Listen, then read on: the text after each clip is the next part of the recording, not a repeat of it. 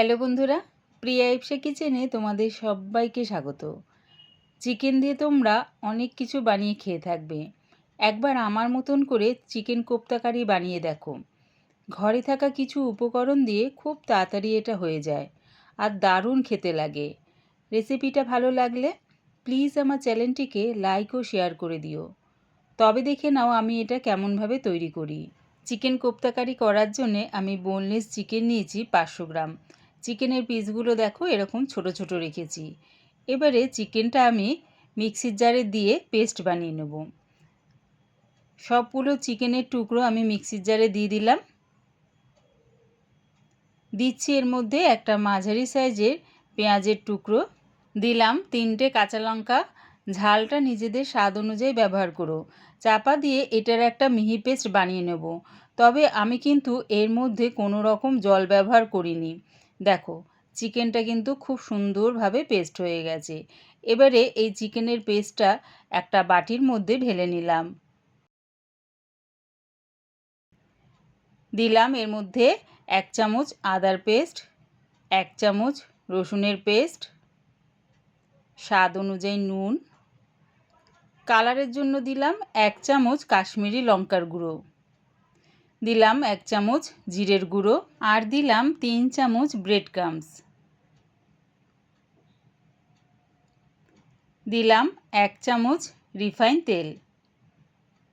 এবারে সব কিছু একসাথে ভালো করে মাখিয়ে নেব। আর তোমাদের কাছে যদি ব্রেড ক্রাম্বস না থাকে তাহলে তোমরা 4টে স্লাইস পাউরুটি মিক্সির জারে দিয়ে গুঁড়িয়ে নিয়ে এর মধ্যে দিয়ে মাখতে পারো। দেখো সব কিছু ভালো করে মাখা হয়ে গেছে।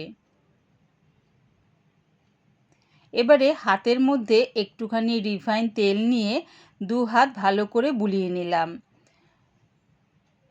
চিকেন কোপ্তাটা তোমরা কতটা বড় করবে বা কতটা ছোট করবে সেই অনুযায়ী একটুখানি নিয়ে দেখো এরকম হাতের তালুর মাঝখানে দিয়ে একটা গোল শেপ দিয়ে দিলাম। দেখো ঠিক এরকমভাবে একটা গোল শেপ দিয়ে দিলাম। খুব একটা কিন্তু বেশি বড়ও করিনি আর খুব একটা ছোটও করিনি। ওই একইভাবে চিকেনের ডো একটুখানি নিয়ে হাতের তালুর মাঝখানে রেখে একটা গোল শেপ দিয়ে দিলাম। দেখো ঠিক এরকম একটা বলের আকার করে নিলাম। এইভাবেই আমি প্রথমে চিকেনের কোপ্তাগুলো করে নেব।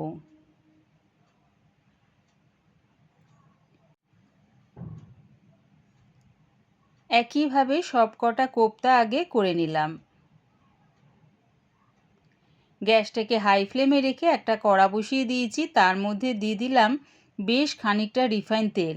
তেলটাকে প্রথমে ভালো মতন গরম করে তারপরে গ্যাসটাকে মিডিয়াম টু লোতে করে যতগুলো কোপ্তা এর মধ্যে ধরবে ততগুলো এর মধ্যে দিয়ে দিলাম। এক দিকটা ভাজা হয়ে গেলে আরেক দিকটা ভাজার জন্য উল্টিয়ে দিচ্ছি। এরকম উল্টে পাল্টে ঘুরিয়ে ফিরিয়ে লাল লাল করে ভেজে নামিয়ে নেব। দেখো কোপ্তাগুলো কিন্তু বেশ লাল লাল করে ভাজা হয়ে গেছে। এবার এগুলো নামিয়ে নিলাম।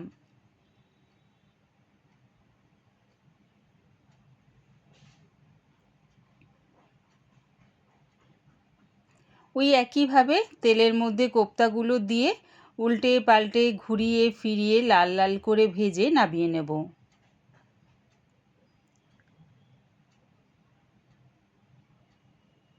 সবগুলো আমার একই রকমভাবে ভেজে নিয়েছি, এবারে নামিয়ে নিচ্ছি।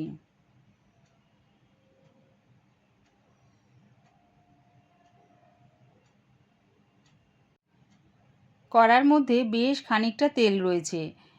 2 চামচের মতন তেল রেখে বাদবাকি তেলটা আমি নামিয়ে নিলাম।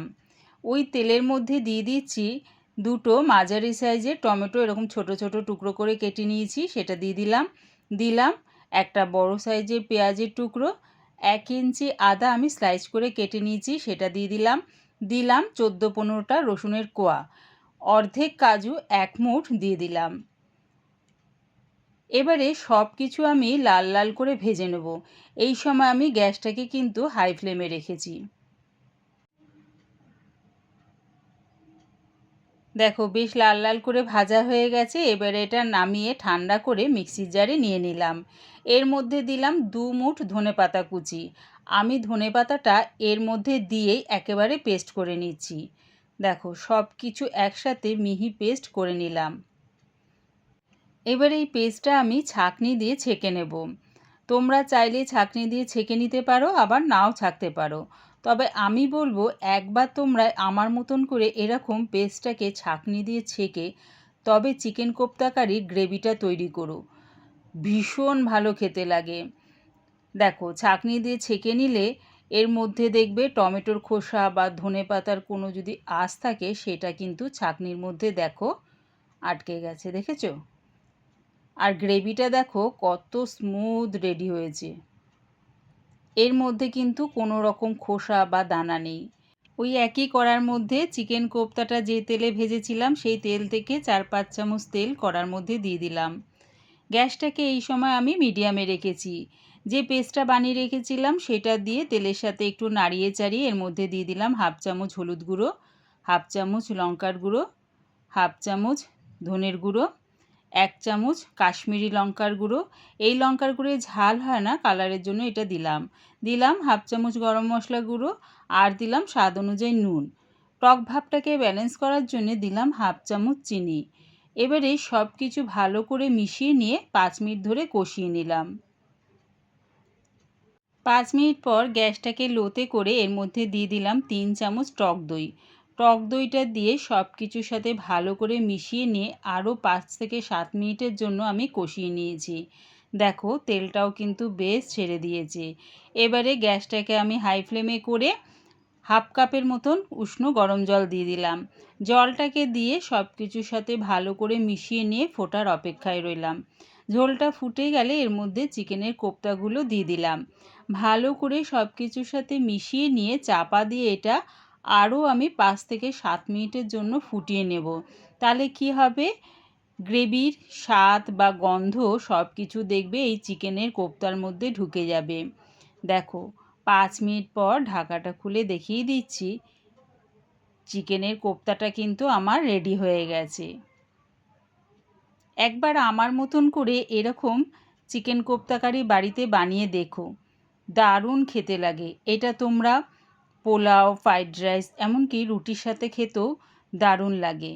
রেডি হয়ে গেছে আমার চিকেন কোপ্তা কারি। এবারে এটা নামিয়ে নিলাম।